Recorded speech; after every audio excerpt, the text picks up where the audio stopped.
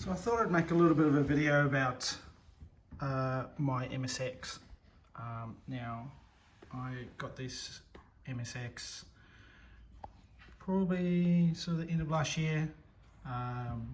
So I bought it brand new in box. Well, not brand new, obviously, but in box, complete in box. Came with basically everything, manuals, discs, the whole lot. And yeah, it's been a little bit of an interesting journey to try and sort of restore it back to its former glory. As you can see, it's still got like the sticker, I guess, that was on top of these things when they first came out. You don't see that very often, I don't think, on these. But I'm certainly no MSX expert, but as I've sort of got to refurbish this thing, I've really fallen in love with the MSX standard. I always had a bit of a soft spot with it, especially with the Mister and the Mister core that came out. You know, it's been a good little computer. And yeah, I mean, obviously I kind of came from having a Commodore 64 when I was younger, when I was a kid, and then onto Amiga. So I was a Commodore boy, and then through there to PC and consoles. And that's kind of been my journey with these things. Yeah, quite an in-depth little computer, this one. It turns out that yeah, in a lot of ways this was a pretty amazing standard, particularly the MSX2 Plus. It's a shame that you can see this is a 2 Plus. It's a shame that it didn't really kind of take off. The sort of the next model up from this was the Turbo R, which is the one with the better CPU in it. It's fully backwards compatible as far as I'm aware. But yeah, so when I first got this machine, the first issue that I found with it was that it was the drive didn't work. So I actually saw some original games from Japan with the unit. So I've got a few of the sort of, the classic shooters and things like that, like Parodius, Nemesis 2. I've got this complete in box, but this is just the cart, which I'll show you a little bit. So, yeah, and probably one of the things that I noticed straight away was that the drive wasn't working. I was already told that by my friend Ramon in Japan. Yeah, so I mean, the first thing to do was try and fix the belt. And yeah, obviously the belt was perished inside. So I opened it up, and I had read somewhere that perhaps using the Famicom disk system belt would be sufficient. So I put that on, and sure enough, it started reading disk, but I was getting a lot of read errors and things like that. I switched over to a rubber band, and I noticed that when the drive sort of starts to spin, I think that's the issue. It was perhaps with the Famicom disk system, it was slipping, and I think with the rubber band, it might have been too tight. So yeah, just really picky, to say the least. Obviously, I clean up all the drive, clean the heads very carefully with isopropyl on the heads, both top and bottom. This is a 2DD disk drive, so it's double density, double-sided, but not high density. And I'll speak about that in a little bit. But yeah, so the first thing I did was try and do that. And yeah, just lots of read errors, lots of problems. As I said, I think when it's the spinning up of the drive, so when it sort of goes from not reading to reading. So trying to find track 0, for instance, it was really struggling to do that. I don't know why, track 0 in particular, but I was unable to format disks completely with this unit, even with the FDS belt on it. And I think, yeah, basically it's safe to say that you need the exact belt for this drive. It has to have the right tension, it has to have the right width so that it's got enough grip. It's got to, it's got to basically be the right one. If it's not, then you're going to get problems. There's going to be errors, there's going to be issues. I wasn't able to format disks, but I was able then to take the disk and put it into a USB drive on my PC, and using Disk Manager, which I highly recommend, I could take a disk image that I just download off File Hunter or something like that, and to stick that into a USB disk drive and write that to a disk that I had formatted using this MSX. Now, interesting thing about that is the double density disks versus the high density disks. I was sort of a bit worried that perhaps because I was using sometimes high density disks that was causing the issue with the formatting. Definitely crossed my mind that perhaps just the different sort of coating that they have on high density disks might have been causing this drive in here to have some read-write errors, but I was experiencing similar issues with double density disks. So I didn't think it was maybe the disks. Then I started to think maybe it might have been the USB drive itself. So USB drive, obviously, modern USB drives probably don't want to deal with double density disks very much, but the sheer fact that it was reading my original double density disks on the USB drive, you could stick it in the drive, you could go to A drive and you could do a DIR and see the contents of the disk. So yeah, it was very confusing, very perplexing. So in the end, yeah, I basically have switched over to using the belt. I got that through a couple of days ago, and that belt has made a massive difference. I got that from Console 5, so yeah, highly recommend sourcing the correct belt for this particular unit, and probably any of the Panasonic machines that have that particular drive, and I can't remember which one it is, but the drive is also found in a few synthesizers and some of those old keyboard synthesizers that have disk drives in them. Apparently they shared a lot of those shared the same drive. Yeah, so some interesting things about this particular MSX. When it came out, when it arrived to me, it had a whopping 64 kilobytes of RAM. Not a huge amount of RAM. So probably the first thing I would recommend to do, if you can do it, or if you can get someone to do it, is to upgrade the RAM. That makes a massive difference. Reason being is that a lot of the discs that you can source off the internet, they're not going to, they're going to have ROMs or they're going to have games in them that just don't fit into 64K of RAM, particularly the translations. So if you want a copy of Snatcher, or if you want a copy of Metal Gear Solid 2, you're not going to be able to play those without having additional RAM. And there's two types of RAM upgrades on it. One is to upgrade it to 256K, and that involves basically opening it up, removing 2 chips, 2 DRAMs, and taking I think there's a couple of capacitors that are associated with those, moving them to 2 different slots, and then getting some 18 pin DRAM RAM modules to go into the empty slots. Now the issue that I had with that was that I had to empty the slots. They were filled with some solder, and unfortunately I pulled some pads, should I say. So I had to reconnect those using the schematics. I was able to just basically wire the two DRAMs together, the address lines on them, and that seemed to fix them because I lifted the pads on the address pins. The next step, so that gave me 256K. The next step was to upgrade it to 512K, which is really the ultimate goal.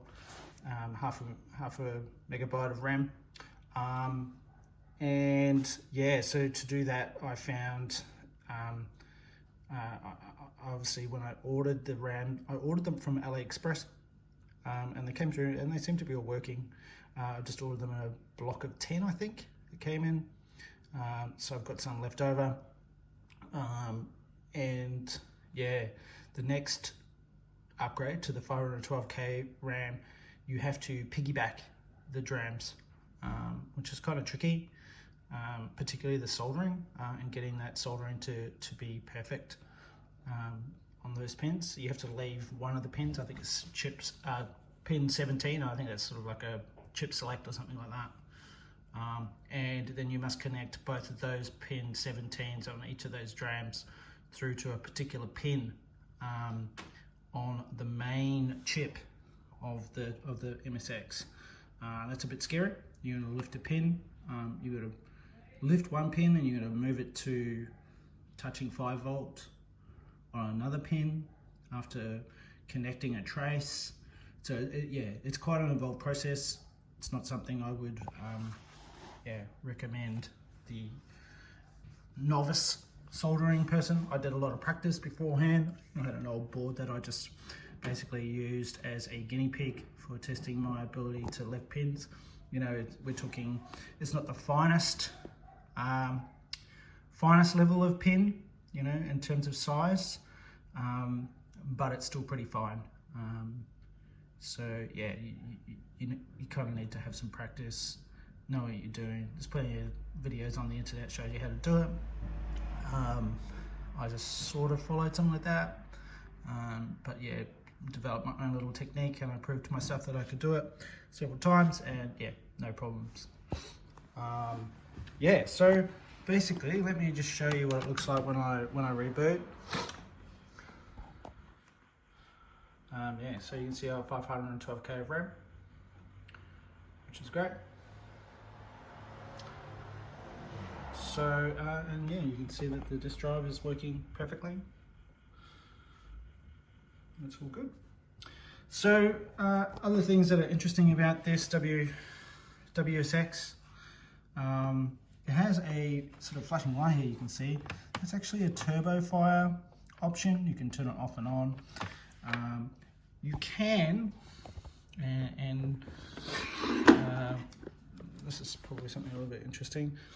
I don't have the correct joypad for this unit at this stage. I don't have a MSX standard joypad, but you can use a Mega Drive pad for a lot of the games. The only thing is that you'll only probably have one button. All the other buttons don't work. There are a number of MSX games that require 2 buttons. This is just a Mega Drive pad. Yeah, so you can use it. It will work, and it's better than nothing. But that said, sometimes, you know, it's just good to use the cursor keys on these machines, and it works quite nicely. You know, obviously, you know, it's not the same as using your WASD keys, but you know, it is what it is. It's what we used to use back in the day on old PCs sometimes. Yeah. So anyway, what's interesting, I guess, is that this turbo fire will work with a pad like this, and it basically kind of does a turbo fire on the space key. I think the space key is pretty universally a fire button of some kind for most games. But it could be jump, it could be a number of other things. Quite often they'll use other keys around the place on the keyboard. Yeah. So, yeah, so that's the first thing. The other interesting part is that it's got this little, it's kind of like a firmware, I guess, like that's built into the box. So if we switch it into the left position, you turn it on, you're gonna get a, you know, it's going to boot up pretty normally. However, it will go into a sort of green screen here, and this is the Japanese menu. This is sort of like a built-in firmware for these Panasonic machines. Even comes with a nice little FM track. Sorry for the flickering if you're seeing any. Yeah, and that's probably another thing to mention, is that it does come with FM in it. It does have an SRAM as well, a block of SRAM. That SRAM there's a battery compartment underneath. I actually had batteries in the compartment. I don't know how long they've been there, but there were batteries in there and they had not leaked anywhere, so I guess maybe they're not alkali batteries or something like that. But yeah, look, I mean, I took those out. I don't really care too much about that. Only so many games use SRAM for the ability to save. Most games will save to disk. Some will even save to tape, and the odd one might even let you save stuff into the actual cartridge itself, like some of the other systems, you know, your Famicom's and that kind of stuff.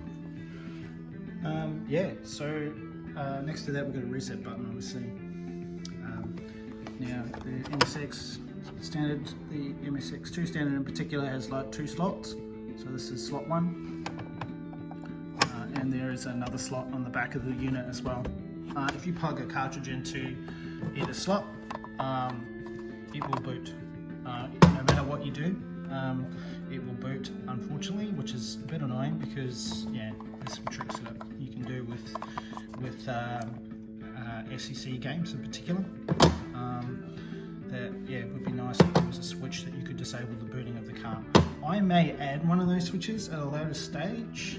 Not sure. I might even hook it up so that it's just part of this switch, so that when you sort of switch this into this mode, where it's in the firmware mode, and you turn it on, it doesn't boot the car, and then you could quickly turn it off, and it wouldn't go into the green screen, and it would just perhaps boot the disk. And that's sort of something I'm thinking about doing.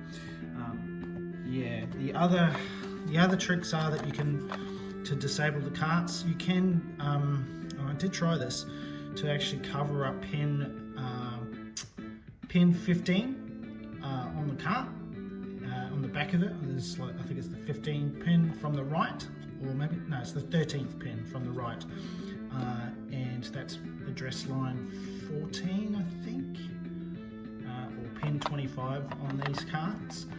I tried that. It definitely doesn't boot the cart, but then some games are, you know, and in particular some of the stuff, the homebrew things, and those kind of ROM loaders and those kinds of things, wouldn't see the SEC inside this chip. Now the SEC is the special sound chip. All the Konami games will use that special sound chip. And so yeah, I've got a few games which have got SEC in them. And you know, I've obviously got a few other ones that are on disk, and it would be nice to be able to easily play those using the SSC inside this cart. There are other hardware mods around where you can actually modify the cart, but I don't really want to destroy this cart. That said, I will show you a trick which could also potentially destroy the cart, but that does work, and does let you use SCC in you know, games you might load off the floppy disk drive, that kind of thing. So yeah, just to power off, I don't know what would happen if I was switching that in and out during while it was operating, but I'll turn it off and turn it on after I've switched that switch. I think the best way to do it.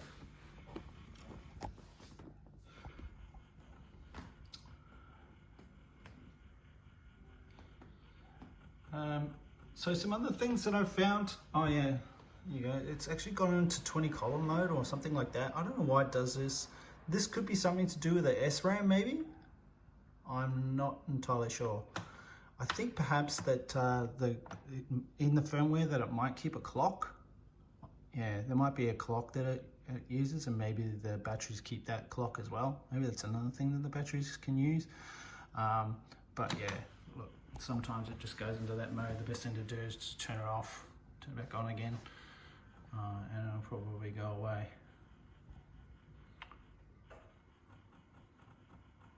Yep, gone away. So some other things to note about software. Yeah, the software side of things. So this is actually a disk that I've put together. You can see this is a high density disk. I've covered up that slot, covered up that thing there, and then formatted it on the MSX. Formatting it on the MSX like that will make it, well, the double density disk drive in this has no concept of what a high density disk is, and so it will just format this disk. It's only really looking for the read-write tab. So yeah, you can format this disk, and for all intents and purposes, it's a double density disk at that stage. You just need to cover this up if you're going to stick it into a modern drive, a 1.44 megabyte floppy disk drive, or in my case, the USB drive that I've got. By doing that, it will then treat that disk as a double density disk as well. And then you can use things like Disk Manager to copy files on and off that drive, off that disk. And you can also write whole disks to it, and you can even format the disks on the PC as well. My recommendation would be to format on the MSX, and then to literally just use Disk Manager to copy the files onto the disk rather than to format it. I think you probably get better results that way. It certainly feels like that's what the case is. Yeah. Other thing to note, I guess, when I had the different belts in here, I would try and write save games to these disks, and it would actually, in some instances, I think, corrupt the disk, just because of that bad spinning up process of, going from not reading or writing to reading or writing, and then getting disk errors and things like that. I think it was actually writing errors sometimes to the disks. So yeah, it's another thing to bear in mind. Really get that floppy disk drive belt sorted out. So what's interesting about this disk is this is actually an MSX DOS disk. I was originally thinking, well, it's probably possible to get, now that I've got 512K in here, what's the possibility of getting some ROM games, some actual discs, rather than actual games that are made for disk, getting some games that are just like in their ROM format, and loading those. Is that possible? Turns out, yes, that's entirely possible, with some sort of varying degrees of success. So, this is MSX DOS. You can see here I've got a few ROMs on here. So these are 132, 128 kilobyte ROMs. You can see I've got a few games here. Jago 5, Game Beer Go Man, Malaya, King Kong 2, Zombie Hunter. You also see I've got like MSX DOS, the command.com. That's so it will boot into MSX DOS. And I have two other comms here. One is Loadrom and one is ODO. Now Loadrom will work on a bunch of ROM titles, usually the bigger ones, so the ones that are like bigger than 48K.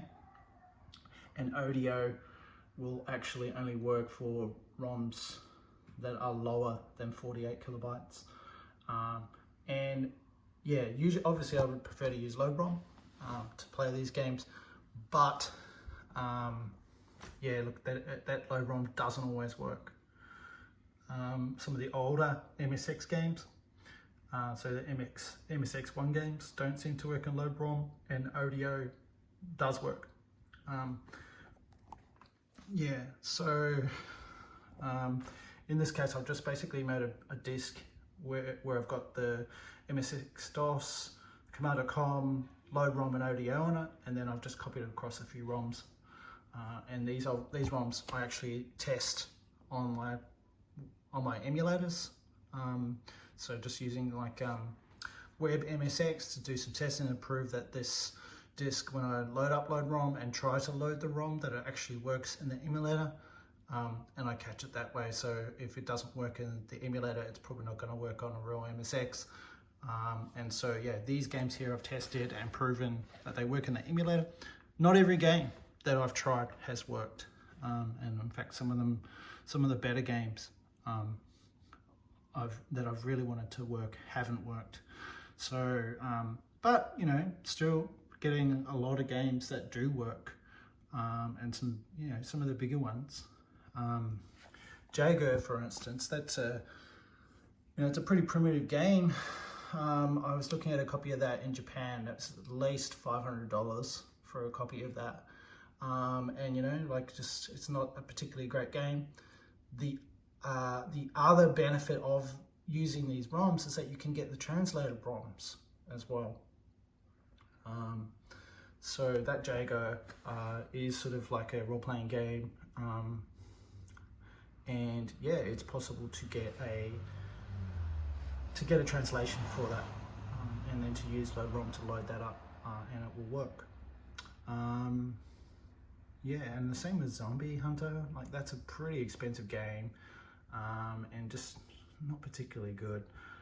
Pretty ancient looking. Balea is also a very expensive game, but a very good platformer.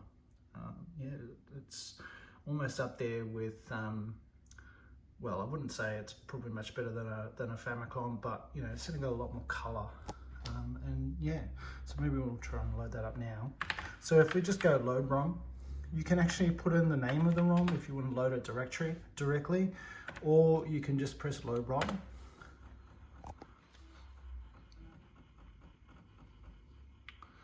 It'll boot into Loadrom. This is Loadrom. So you get a few options here, and this is probably it's time to mention the other great thing about this WSX, A1WSX, is that it does have the ability to clock slightly faster CPU speeds. So I think the original MSX is about 3 point something megahertz. This MSX can be configured with software to go up to 5.6 megahertz, I believe. And so you can see here that there's actually a CPU speed, and it's got turbo. If I press the right key, it turns that turbo off, and that will actually run at normal speed. I've also got the ability to press left to switch it into PAL mode if I want to. So if I've got a ROM that runs better in PAL, I can do that. And yeah. You'll also see that it has an SSD slot, so that lets me know whether or not it's actually detected an SSD in the cartridge port.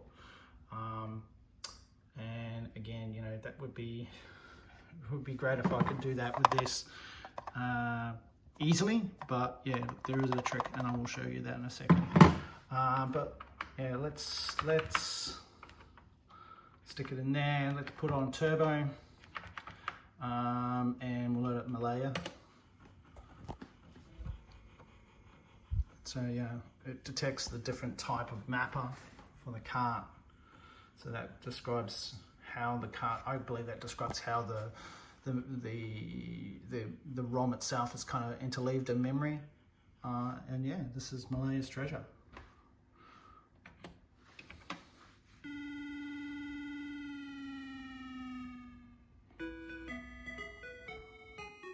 And as you can see, it's in English.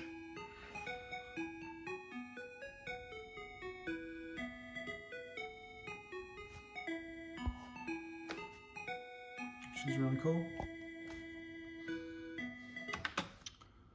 And yeah, this is a nice little game. Yeah, I can play with keys. I can play with the pad, of course, as well, but unfortunately, this guy has multiple controls. So in this game, you know, you got space to jump, and I think it's that button there, and Z to use, to interact. So it's a 2-button game. Yeah, there you go. That's loaded a ROM using Loadrom.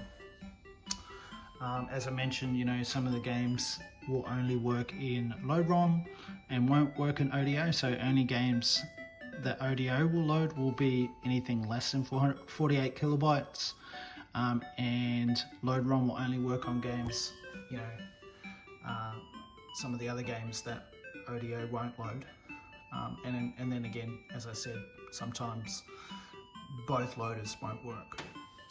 And yeah, that does cut out some of the ROMs.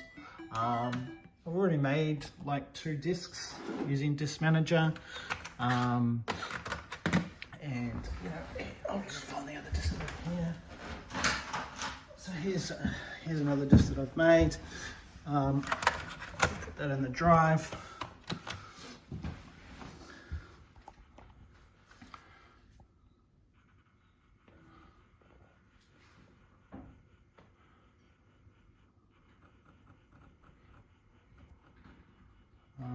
again, got Loadrom here.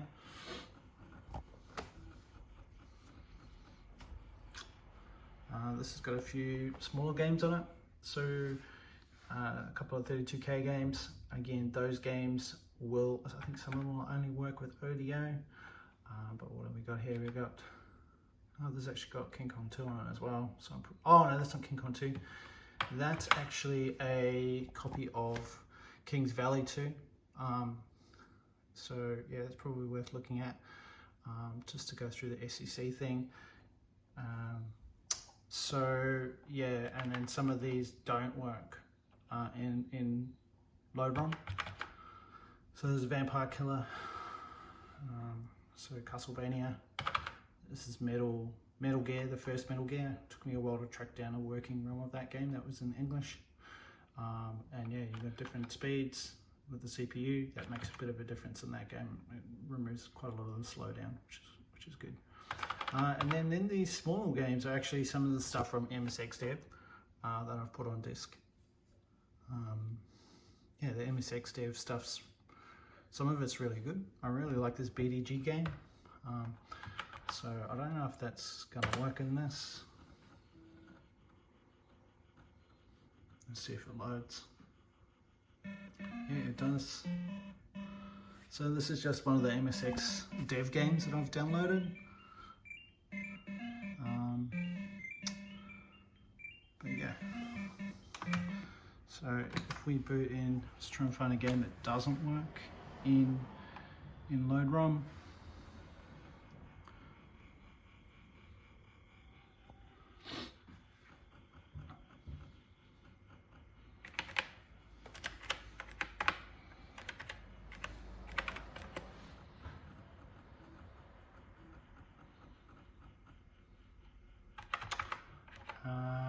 So let's just try Shoulder. This is Shoulder Blade, which is from MSX Dev as well. Let's see if it works.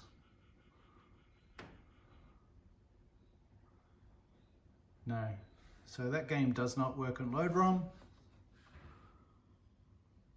You can see it's just literally locked up. Let's boot it back into MSX DOS.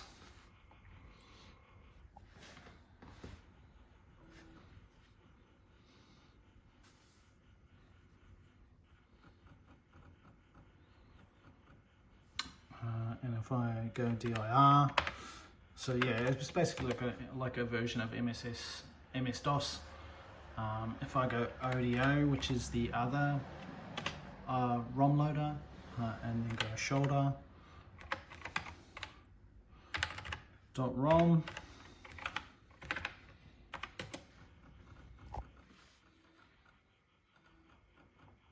see, this is a different ROM loader. And that works that time. So yeah, I think it's worth trying to see if you can get your ROMs to work in both Loadrom first and then ODO after that. Or just make a disc like what I've made where you've got both on the disc. This is a really cool game as well, another MSX Dev game. It's kind of like over the shoulder style shoot 'em up. And yeah, it's got this real sort of nice blocky graphic look to it. And it's controllable. I thought it was controllable by the pads, but maybe it's not. But yeah, you can spacebar, double up to jump, double left to kind of, you need to get away from bullets sometimes, and that sort of thing. Yeah, really cool game, that one. So probably the next thing to show you is the use of SEC. So yeah, look, I mean, if I put this cart in the back here of this unit, this is just a copy of Nemesis 2. You'll see it turns on, it'll do the RAM check stuff, and then it boots straight into the cart. So Gradius 2, Nemesis 2. Now if we if I just put the phone down for a sec, so I don't trust myself to do this without, you know, doing it quite quickly. But if you turn off the machine, take the cart out, and then as it's booting, just wait for the 512K RAM check to go away, and then stick the card in. So the cart is now in, and we haven't booted into the cart. If we do a DIR now, Loadrom,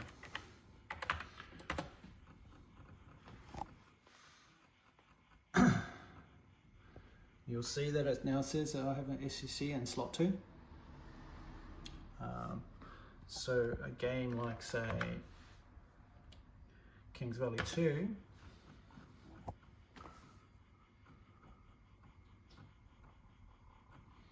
great puzzle game, this game.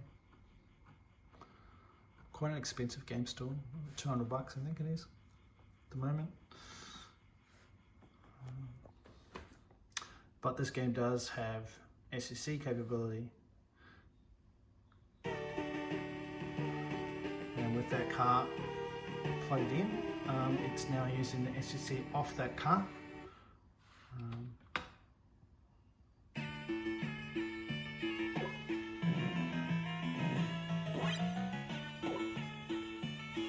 So yeah, real nice sound. And of course, if I just press the reset button on this machine, it's going to reset, and it's going to go into the cart.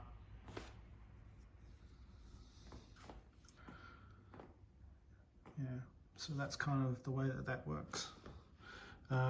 Probably not a great idea to be plugging carts in and out of the machine like that, but you know, at the end of the day, you know, Nemesis 2 is not that rare. Probably okay for me to do that, but as I said, I might try and rig up something to turn off the slot selection somehow. I need to do some checking into the schematics on this particular MSX. The schematics are available, you can track them down. Just googling around, you can find them, and that was really useful when I was trying to repair the pads that I destroyed, unfortunately, when I was trying to populate the extra RAM into this machine. But yeah, I might try and rig something up here where I can turn this on and off, and that would sort of disable the cart booting. Yeah. You know, this is like a pretty primitive version of Gradius 2, but yeah, I love it. It's so good.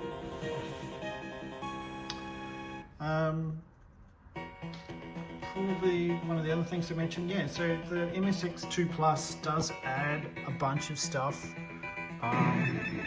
It does actually add a bunch of stuff to the standard in terms of graphical modes and abilities.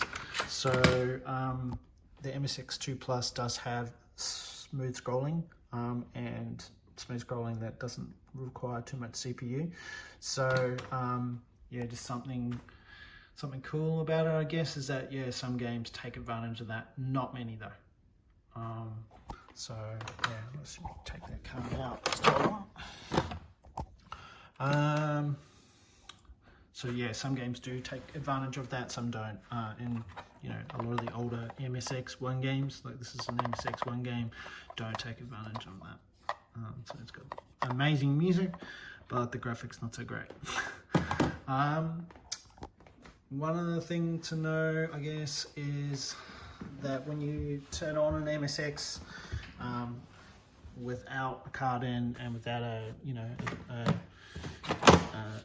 MSX DOS style game disc in the drive, it will boot into BASIC, and you'll see that I've got this like 23,000 bytes. If I hold down the control key and turn on the machine, let it boot into basic, you actually get a little bit more memory back. Maybe about 24. So 224, 972 when you hold the control key down. The reason why that is useful is that some MSX1 games do not work without that little procedure of holding the control down. I think it's something to do with there's some extra, maybe the second disk drive or something like that. The disk drive routines take up some important memory that the MSX1 game requires. I'm not entirely sure the real reason behind it, but yeah, it's just something you need to be aware of. Some games you'll have to hold down the control when you're booting them, the MSX1 games. Yeah, just trying to think of anything else that we haven't covered. No, that's it. Probably, I guess, yeah, I have to have a step-down transformer. Yeah, the power supply is inside the unit, you cannot remove it. There are, I believe, mods around for upgrading it to a Pico power supply. I'm not sure how much volts it is that needs, probably a typical 12 volt, 5 volt rails. Yeah, that's probably really all I have to say about it. If I do some more mods on the unit, like for instance that switch for the cartridge slot, I think it might also be possible to add another switch for the turbo thing. The turbo thing would be really good because, you know, that way I could take a game that doesn't have turbo and the ability to turn on that turbo and enable it. So like a game like this, I might be able to get turbo going on it, which might just increase the, you know, the fluidity of the game. And you know, I definitely know that that some games like say Space Mambo and things like that. Space Mambo, I actually did a little bit of a hack on the Space Mambo to speed it up.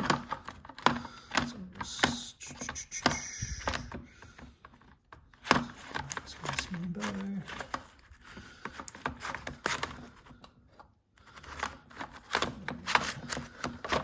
So here I just, because you can enable that speed mode in the MSX2, in this particular MSX2 Plus, via a basic command, just basically some pokes into a particular couple of memory addresses that just actually enables the turbo mode.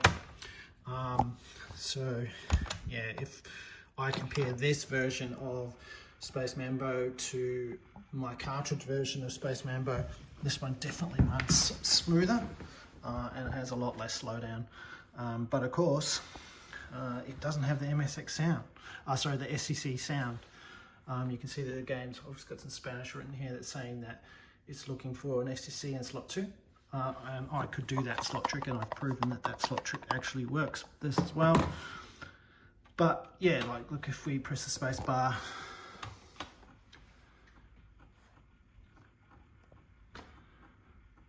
this version of Space Mambo obviously supports 128K or 256K of base frame. You know, and Space Mambo is not a cheap game. It's about a $500 game. But yeah, one of the best things about Space Mambo, in my opinion, is the music. So it's a bit sad to hear it when it sounds like this. Maybe I'll give you a demonstration of what it sounds like with and without SCC. You know, that's without SCC, but this is with the speed hack in. And you know, sprites are whizzing around the screen a lot better. I mean, you know, it's not full 60 frames per second or anything, but the original was never 60 frames per second. It's just that we're not seeing the slowdown that I would see typically on when it's running in its normal mode. Let's just do the SCC cart trick. Again, I'll just put the phone down while I do that.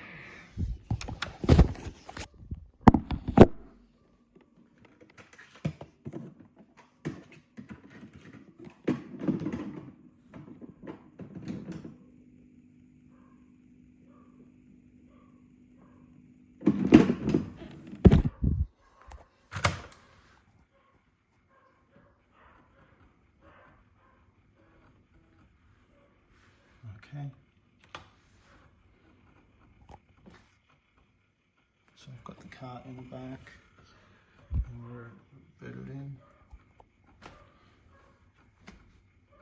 Yeah, you can make a physical, change to the cart, but I don't want to destroy this particular cart. Even though it's not as rare as some of the other games. But yeah, let's have a listen to what the music sounds like now. Get into game. And the loading times are not that bad, The music is just amazing in this game. There might be a few little graphical glitches, maybe a few more graphical sort of glitches because of the turbo mode enabled as well, I've just noticed. Maybe just a sprite multiplexer thing or something. And maybe the music might be going a little bit faster. I'm not entirely sure. Yeah, great game. Spaceman Bro, one of the best, if not the best shooter on the platform. Maybe Pleasure Hearts might top it. Yeah, normally they can slow down. But yeah, so there you go. That's the MSX2 Plus. That's the A1WSX. Like I said, if I make any modifications or changes to the system moving forwards, I might upload another video that talks a bit about that. Sorry I haven't sort of opened it up and shown you what it's like inside. This unit is really clean, except for now, unfortunately, because of the changes that I've made to it. It's not stock, and yeah, there were a couple of bodged wires to fix up some of the issues that I introduced, unfortunately, but it's still pretty clean. Yeah. Anyway, I want to go play some Spaceman Bro. Awesome. Thanks guys. Bye.